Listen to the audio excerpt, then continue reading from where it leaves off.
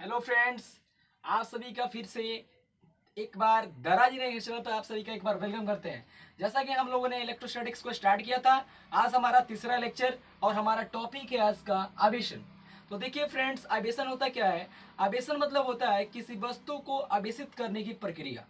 यानी अगर कोई वस्तु को आवेशित कर रहे हैं तो उसके में उस वस्तु को आवेशित करने में जो प्रोसेस होता है, वही प्रोसेस, वही प्रक्रिया हमारा क्या कहलाता है? आवेशन। तो हम यहाँ पे देख सकते हैं किसी वस्तु को आवेशित करने की प्रक्रिया को हम आवेशन कहते हैं। बात आ गई समझ में? अब देखिए फ्रेंड्स, आवेशित करने की दो प्रक्रिया है। यानी जो आवेशन है इसके दो प्रकार होते हैं। यानी कैसे कैसे हम उसको आवेशन कर सकते हैं। इसके एवज में जो आपका पहला जो प्रोसेस है उसको बोलते हैं हम संपर्क विधि द्वारा। संपर्क विधि द्वारा आवेशन। संपर्क विधि द्वारा आवेशन। और जो दूसरा होता है फ्रेंड्स, जो दूसरा होता है उसको बोलते हैं हम प्रेरण विधि द्वारा आवेशन। प्रेरण विधि द्वारा आवेशन। प्रेरण विधि द्वारा आवेशन। कोई डाउट नहीं होनी चाहिए। मैंने कहा कि आवेशित करने की जो प्रक्रिया है वो दो तरह से किया जाता है। पहला आपका संपर्क विधि द्वारा और दूसरा आपका है प्रेरण विधि द्वारा।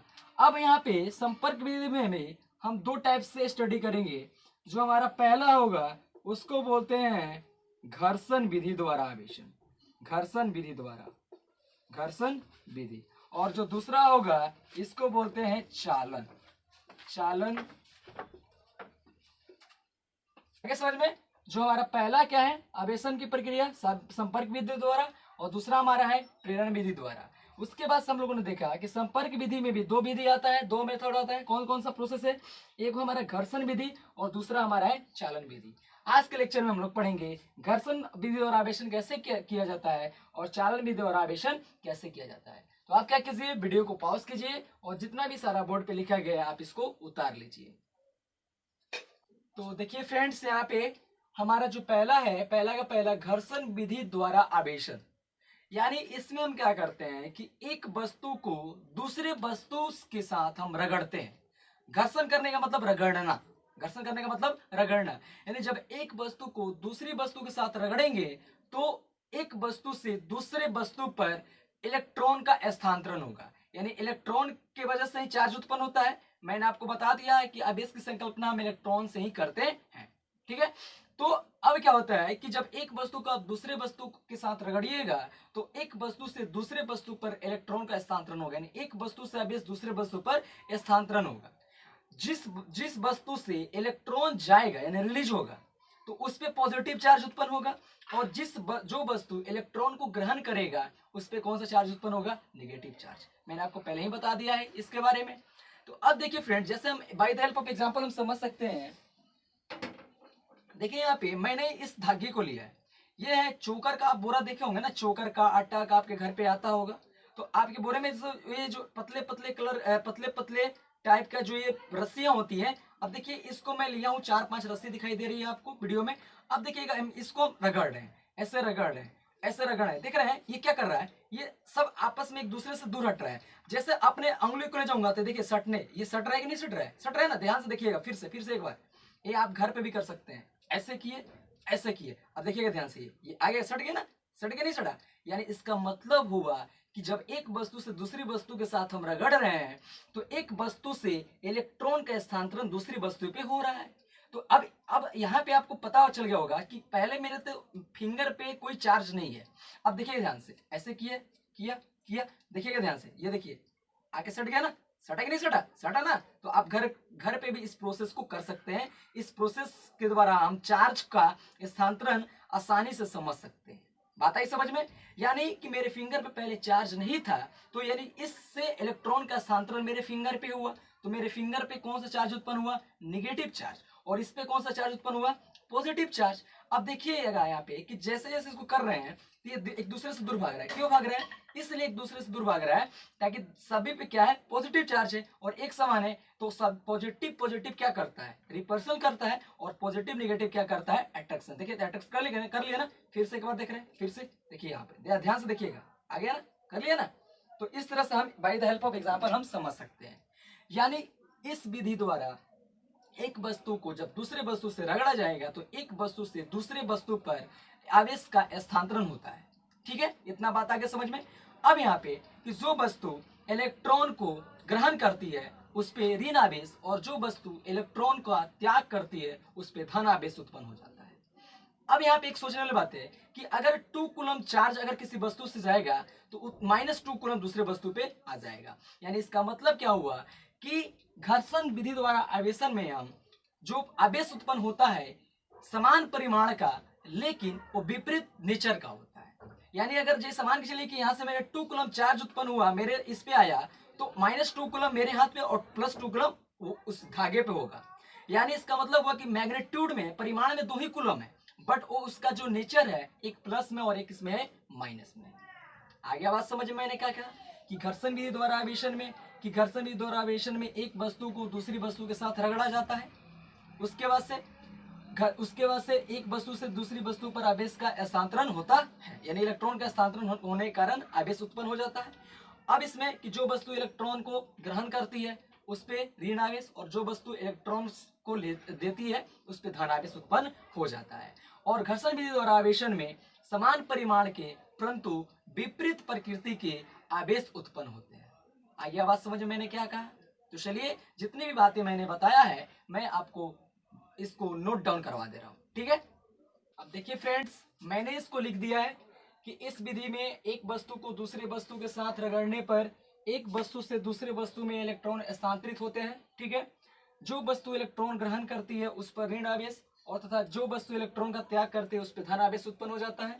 इस प्रक्रिया में जो होता है समान परिमाण के परंतु विपरीत प्रकृति के आवेश उत्पन्न होते हैं।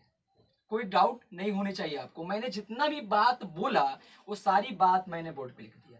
मैंने क्या बोला एक बार फिर से आपको बता दे रहा हूँ। मैंने कहा कि घर्षण विधि द्वारा आवेशन में एक वस्तु को दूसरी वस्तु के साथ रगड़ा जाता है। तो जब एक वस्तु से दूसरे वस्तु के साथ रगड़ते हैं तो एक वस्तु से दूसरे वस्तु में इलेक्ट्रॉन का स्थानांतरण होता है।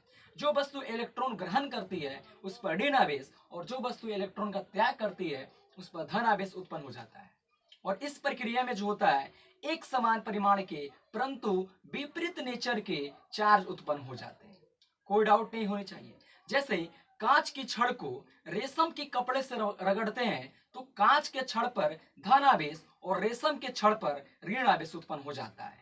ठीक है फ्रेंड्स, उसके बाद से हम बिल्ली की खाल को प्लास्टिक के छड़ से रगड़ेंगे तो बिल्ली के खाल पर पॉजिटिव चार्ज और जो हमारा प्लास्टिक का छड़ होगा, एबोनाइट का छड़ होगा, उस पर निगेटिव चार्ज उत्पन्न हो जाता है।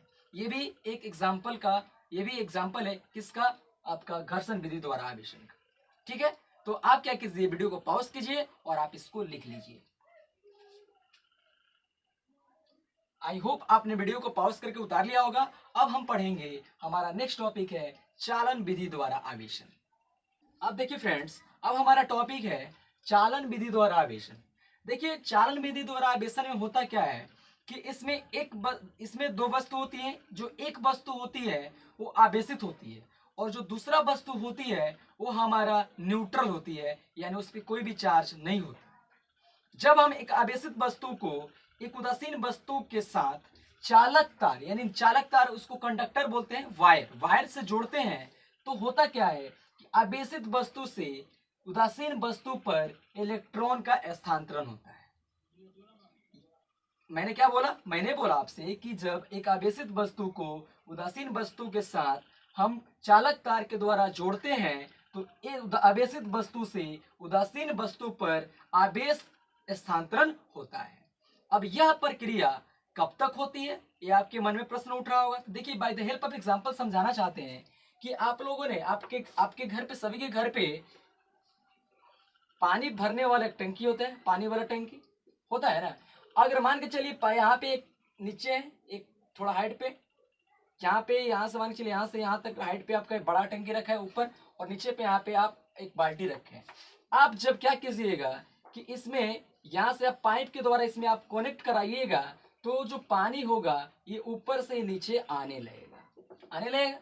क्यों आने लगेगा? चूंकि इसके बीच में लेवल है। इसका कुछ लेवल अपना लेवल 1 है, L1, और इसका अपना लेवल कितना है? आपका लेवल 2। यानी इसके बीच, यानी इस टंकी और इस टंकी के बीच, इस टंकी और ये आपका जो भी बाल्टी रखा गया है इसके बीच गैप है, यानी लेवल का डिफरेंस है, जिसके वजह से पानी ऊपर से नीचे की तरफ आ रहा है। अगर इसी बाल्टी को हम इसके संपर्क में यानी यहाँ पे रख दे, यहाँ पे यानी इसी के हाइट पे रख दे, इसी सेम हाइट पे, तो बताइए क्या यहाँ से यहाँ पानी ट्रांसफर होगा? नहीं होगा। अगर समझ में इसके एग्जांपल से। अब देखिएगा कि इसमें भी आप आवेशित वस्तु से उदासीन वस्तु पर आवेश तब तक प्रवाह होगा जब तक कि इसका विभव और इसका विभव आपस में बराबर नहीं हो जाए। यानी इसका भी विभव होगा, इसका भी कुछ विभव होगा, इसका होगा विभव वन और इसका होगा विभव टू। क्या होगा? विभव टू। और इसके बीच का जो अंतर होता है उसको हम बोलेंगे विभव अंतर। यानी जैसे लेवल के बीच के अंतर हुआ, तो लेवल के बीच के अंतर के कारण पानी ऊपर से नीचे फ्लो करने लगा। ठीक है। अब यहाँ भी कि जब आवेशित वस्तु है उदासीन वस्तु पर, इसका इलेक्ट्रॉन का स्थानांतरण कब तक होगा? यानी जब तक होगा जब तक कि इस दोनों पर का विभव एक समान न हो जाए, और इसके बीच का जो विभवांतर होगा वो शून्य के बराबर होना चाहिए। जो विभवांतर है कितना हो जाए? शून्य हो जाए। यदि इस दोनों के बीच डिफरेंस अगर 0 हो जाएगा, यानी विभवांतर शून्य होगा, तो चालन विधि द्वारा आवेशन में यह प्रक्रिया बंद हो जाएगी। बट अगर जब तक कि विभव बराबर नहीं होगा, विभवांतर शून्य नहीं होगा, तब तक आवेश की प्रक्रिया चलती रहेगी। तब तक इलेक्ट्रॉन का स्थानांतरण इस वस्तु से इस वस्तु पर होते रहेगा। आया बात समझ में? मैंने क्या कहा? मैंने कहा कि चालन विधि द्वारा आवेशन में आवेशित वस्तु को उदासीन वस्तु के साथ एक चालक तार के द्वारा जोड़ा जाता है। उसके बाद से मैंने क्या कहा? मैंने कहा कि जो आवेश होता है वो आपका आवेशित वस्तु से उदासीन वस्तु पर स्थानांतरण होता है, और यह प्रक्रिया तब तक चलती रहती है जब तक कि दोनों वस्तुओं पर का विभव एक समान व विभवांतर शून्य हो जाए। बात आया समझ में? मैंने क्या कहा? आ गया ना? तो चलिए इसको मैं लिख लेता हूं, आप इस फिगर को पहले बना लीजिए। आई होप आपने फिगर को बना लिया होगा। तो मैंने जितना भी बात बोला आपको यहाँ पे लिख दे रहा हूँ, आप इसको नोट डाउन कर लीजिए। ऐसे तो समझ में आ गया होगा आपको। ये फ्रेंड्स, मैंने जितना भी बात बोला उन सारे बातों को मैंने यहाँ पे आपके बोर्ड आपके सामने लिख दिया हूँ। ठीक है। मैंने क्या कहा कि चालन विधि द्वारा आवेशन में क्या किया जाता है? एक आवेशित वस्तु को लिया जाता है, उसके साथ हम क्या करते हैं? एक उदासीन वस्तु को चालक तार के द्वारा जोड़ते हैं। तो क्या होता है? आवेशित वस्तु से जो इलेक्ट्रॉन होता है वो उदासीन वस्तु पर स्थानांतरित होते हैं। ठीक है। और यह प्रक्रिया तब तक होती है जब तक कि दोनों पर का विभव समान हो जाए और उसके बीच का जो विभवांतर है वो शून्य हो जाए। क्योंकि अगर उसके बीच का जो डिफरेंस होगा वो 0 नहीं होगा, तो वो तब तक वहां पे जो आवेश का स्थानांतरण होगा वो चलते रहेगा।